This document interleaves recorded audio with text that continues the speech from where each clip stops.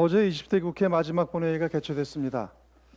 어제 본회의에서는 그동안 처리가 미뤄졌던 핵심 중점 법안들을 포함해 사회 경제적으로 의미가 큰 법안들이 다수 처리되었습니다.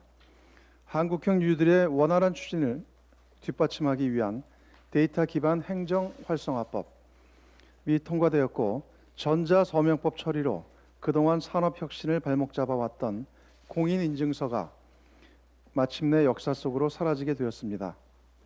또한 정보통신망법 등 N봉반 사건 재발 방지 후속 법안들과 예술인 고용안전망을 위한 고용보험법, 국민취업제도 도입을 위한 구직자 취업촉진법 등의 통과도 매우 큰 성과입니다.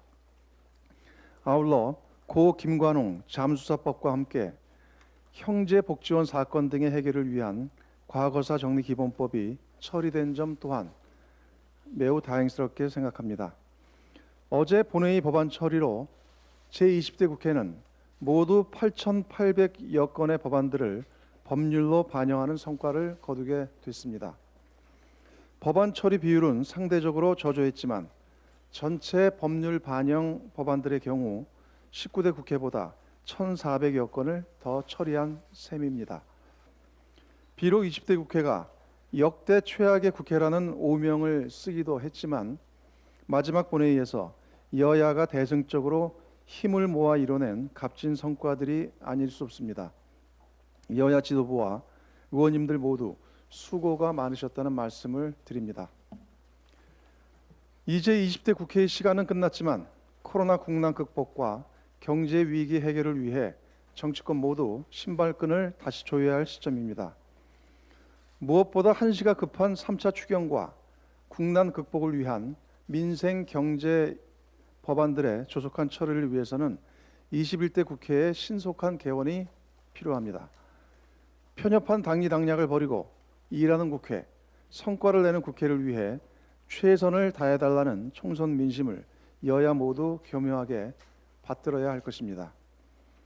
이를 위한 첫걸음이 신속한 원구성이라는 점을 거듭 강조합니다. 총선 민의에 어긋난 무리한 주장을 하며 조속한 국회 개원을 방해하는 일이 있어서는 결코 안 될 것입니다. 이는 국민의 삶을 위험에 빠뜨리는 무책임한 행동임을 반드시 명심해야 합니다.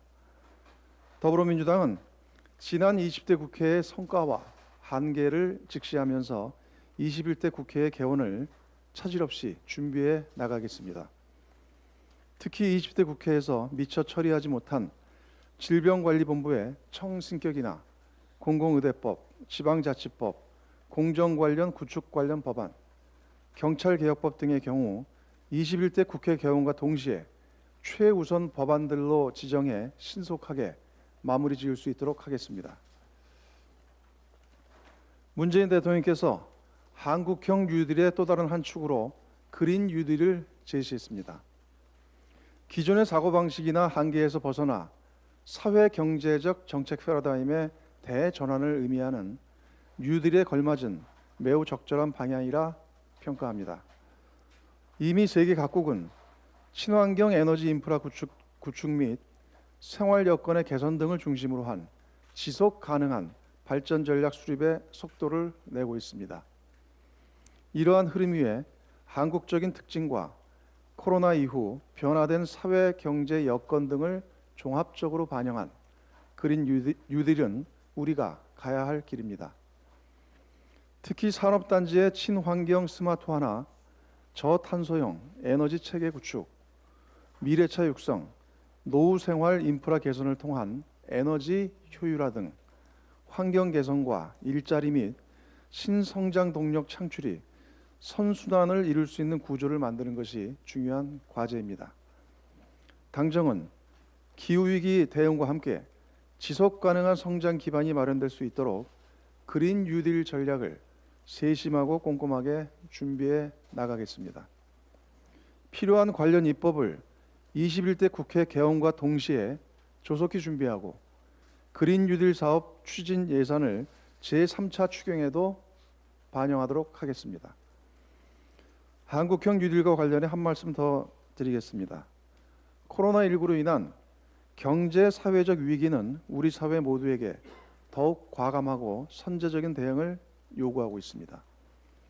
과거 사례와 달리 현재 위기 상황은 경제 산업에만 국한되지 않고 국민의 실생활 전반에 걸쳐서 나타나고 있기 때문입니다. 따라서 문재인 정부가 추진 중인 한국형 뉴딜은 당면한 위기 극복을 넘어 코로나 이후 한국 사회의 근간을 새롭게 설계하는 데에 정책적 목표를 두고 시행되어야 합니다. 특히 디지털 뉴딜과 그린 뉴딜, 고용 등 사회 안전망 강화를 핵심으로 하는 한국형 뉴딜의 성패는 재정에 책임 있는 역할에 달려있다 할 것입니다. 더불어민주당과 정부는 이 같은 인식을 바탕으로 3차 추경이 일자리 등 고용 안정과 산업 보호를 위한 금융 지원, 그리고 한국형 뉴딜의 성공을 뒷받침하는 든든한 마중물이 될 수 있도록 편성할 것입니다. 아울러 하반기 경제정책 방향 및 내년도 예산 역시 초유의 위기 상황 대처에 걸맞도록 준비할 것입니다.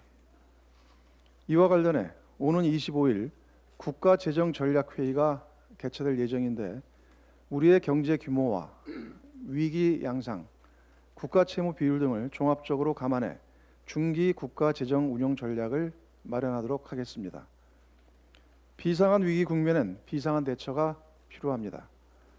특히 확장적 재정은 위기에 대응하는 가장 효과적 방패일 뿐 아니라 미래에 대한 가장 확실한 투자라는 점을 거듭 강조합니다. 이상입니다.